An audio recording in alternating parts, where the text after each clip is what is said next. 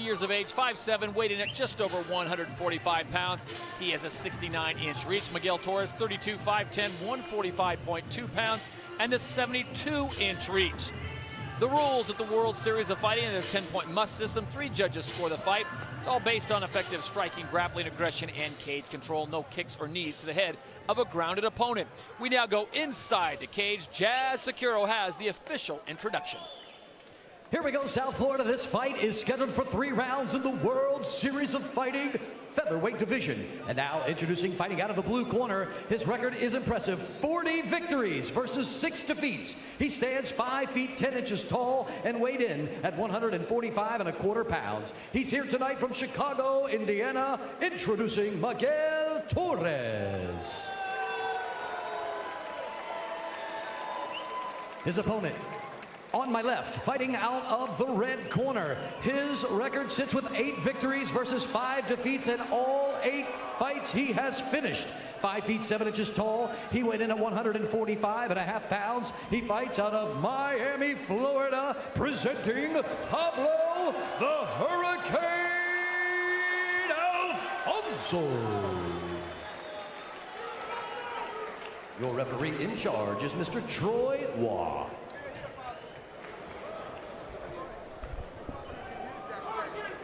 Velcro.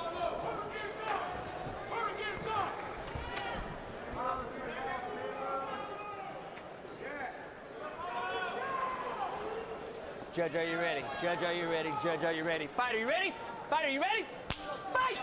So here we go in the featherweight division. Pablo Alfonso, the man known as the Hurricane, taking on Miguel Torres, the former WEC bantamweight champion.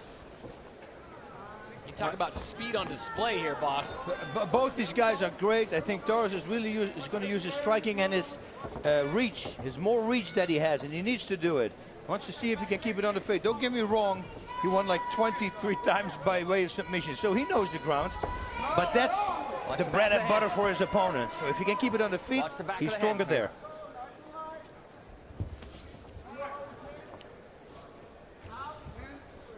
Pablo Alfonso bringing some serious heat on both the punches and his kicks. Single kicks, I'm not a big fan of that. I always say it. You should throw a punch first and then throw a kick.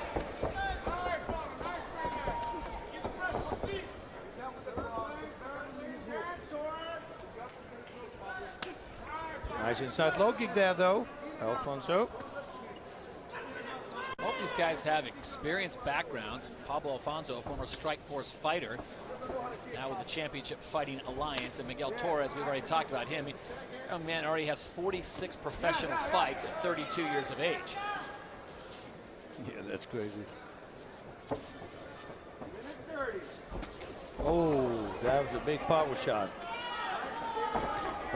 Oh, he's hurt. Yep. Uh-oh. Alfonso comes in, swinging, trying to end this early. Torres trying to recover. Torres is down.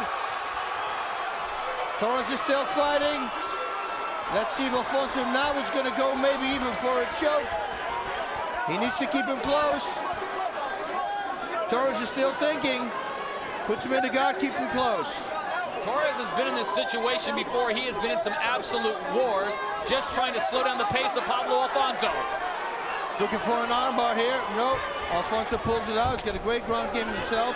Some up kicks there. He's still in the game. But he got rocked. Wow. His hands look great.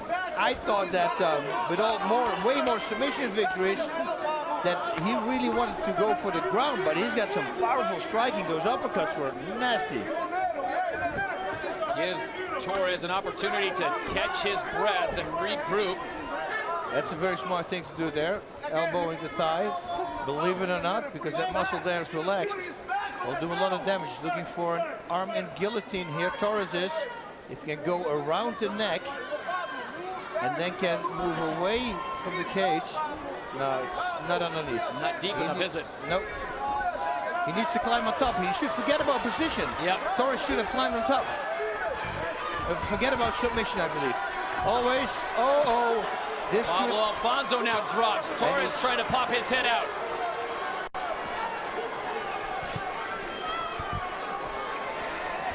That's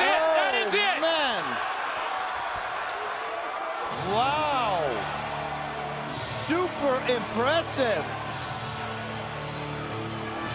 I mean, Torres is really good on the ground to pull that one off. That is amazing.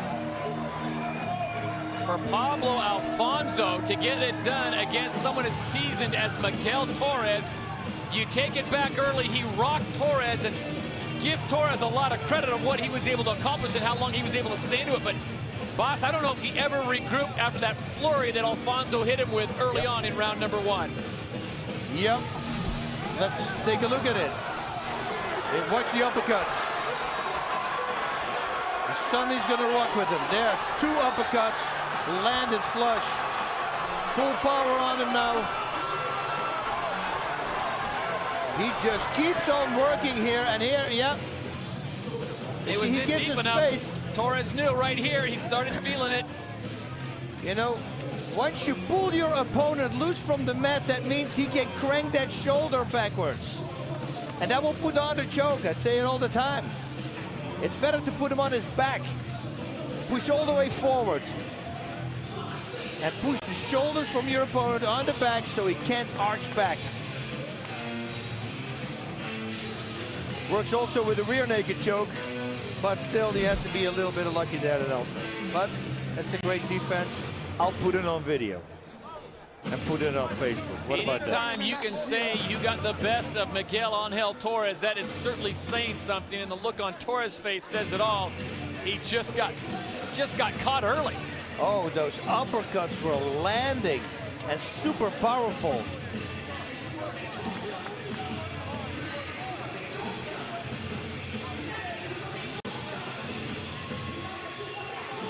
With the official decision, we go inside the cage, and here is Jazz Securo. Ladies and gentlemen, this fight ends with a tap out due to a guillotine at 3 minutes and 5 seconds of the very first round. Your winner, Pablo the Hurricane Alfonso. One more fight.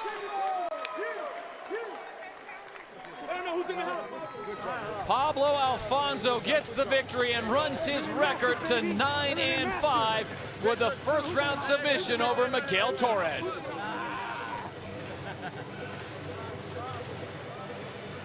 That's 2 knockouts and 7 submission victories now. Wow.